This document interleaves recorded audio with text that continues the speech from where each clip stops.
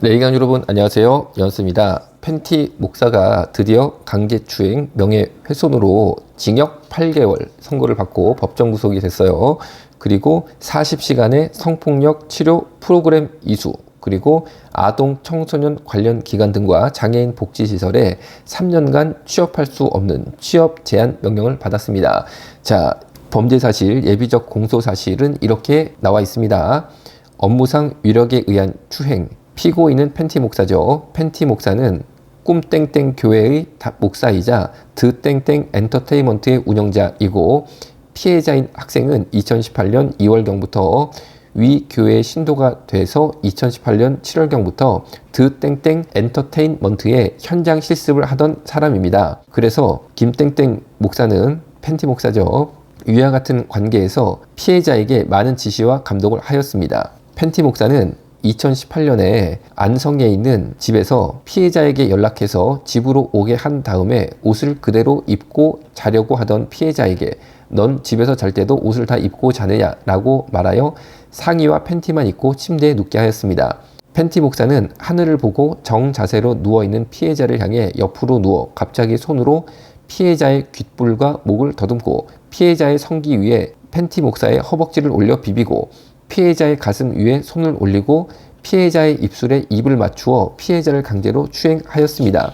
명예훼손도 있습니다. 명예훼손은 이 사실에 대해서 확인하기 위해 찾아온 곽땡땡 정땡땡 전도사와 대화를 하던 중 곽땡땡 전도사가 학생 때문에 이 자리에 왔다라고 하자 학생을 지칭하여서 피해자죠.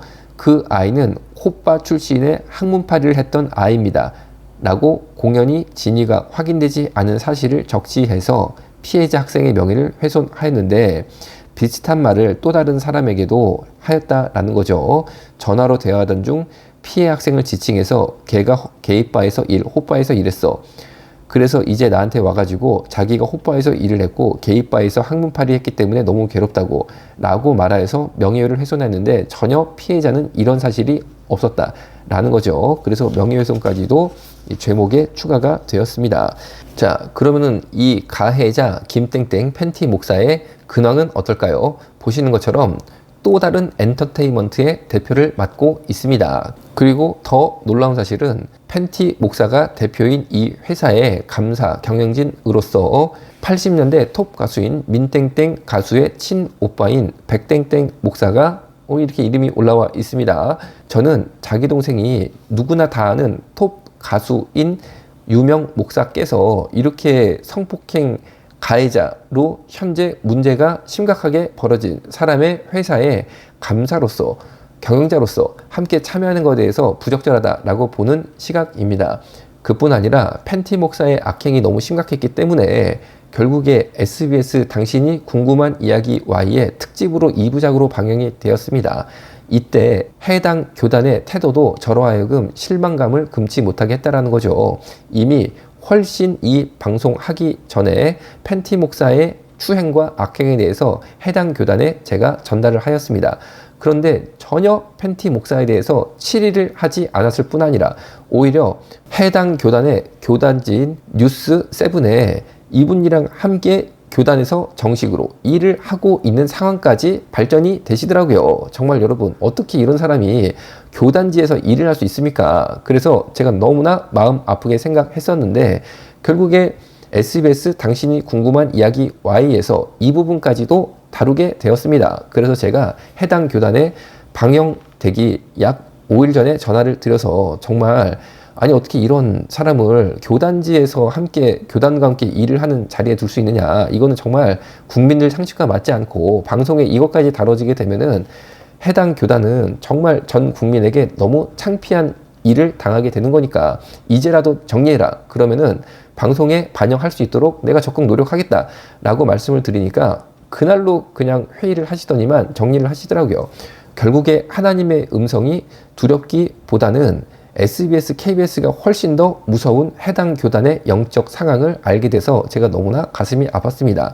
그래서 정말 우리가 바른 교단이 될 수 있도록 항상 기도에 힘써야 될 것 같아요.